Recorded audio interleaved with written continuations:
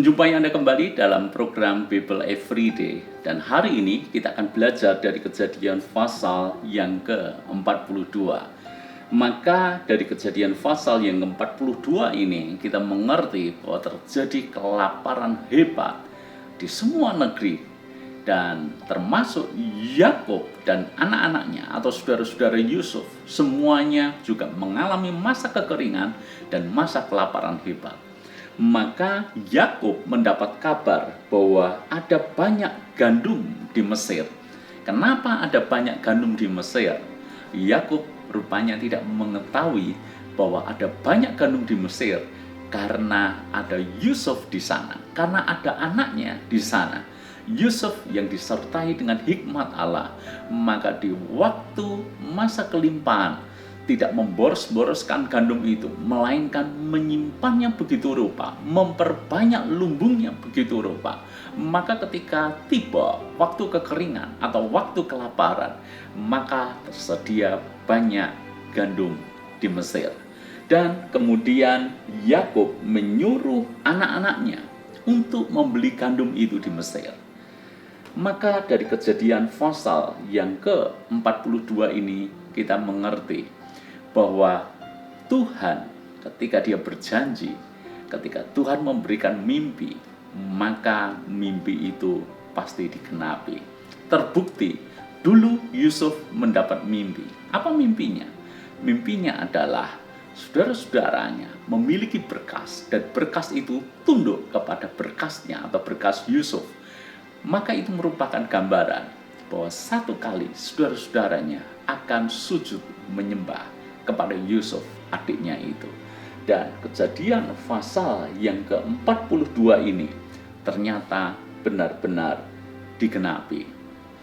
Saudara-saudaranya datang ke Mesir untuk sujud menyembah kepada Yusuf, penguasa pada waktu itu, demi mereka bisa membeli gandum.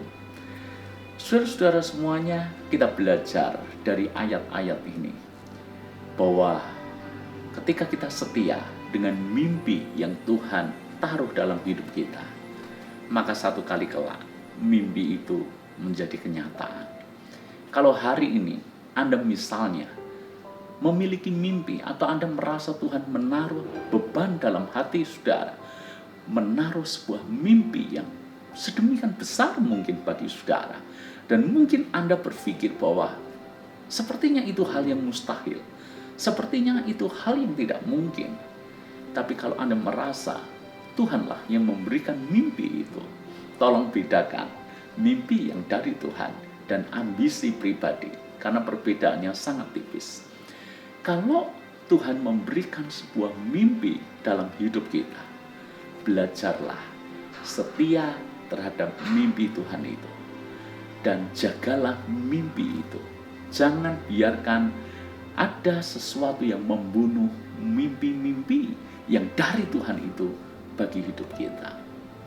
Yusuf sangat dengan mudah untuk dalam tanda kutip membunuh impiannya itu, sebab dia mendapat mimpi untuk menjadi pemimpin, untuk menjadi penguasa. Saudara-saudaranya akan sujud kepadanya. Tetapi yang terjadi selanjutnya adalah dia justru direndahkan, dia justru merosot, dia justru dijual sebagai budak. Bukankah Yusuf dengan mudah akan berkata bahwa mimpi itu tidak terjadi? Bukankah dengan mudah Yusuf dalam tanda kutip membunuh mimpinya itu, karena toh kenyataannya sangat bertolak belakang? Tetapi kita lihat ketika Yusuf setia dan terus melakukan dan terus menjaga mimpinya tetap hidup, pasal yang ke-42 ini tergenapilah mimpi yang Tuhan berikan kepada Yusuf. Apa mimpi Anda? Jangan berkata itu tidak mungkin. Jangan berkata itu mustahil. Kalau engkau anak muda, engkau merasa bukan dari keluarga yang kaya, bukan dari keluarga yang bisa menyekolahkan engkau dengan tinggi, jangan pernah kehilangan mimpi. Kalau Tuhan menjanjikan sebuah masa depan yang cerah dan penuh harapan, percayalah, lakukan yang terbaik, lakukan dengan setia apa yang ada di tanganmu. Mimpi yang dari Tuhan tidak akan pernah mati. Satu kali kelak Anda akan melihat mimpi janji Allah itu akan digenapi.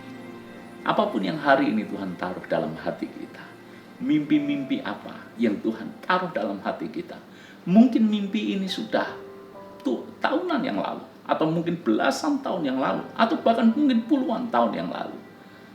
Setialah dan jagalah mimpi itu. Anda tidak akan pernah kecewa, karena Tuhanlah yang memberikan mimpi dan Tuhanlah yang menggenapi mimpi-mimpinya. Tuhan berkati.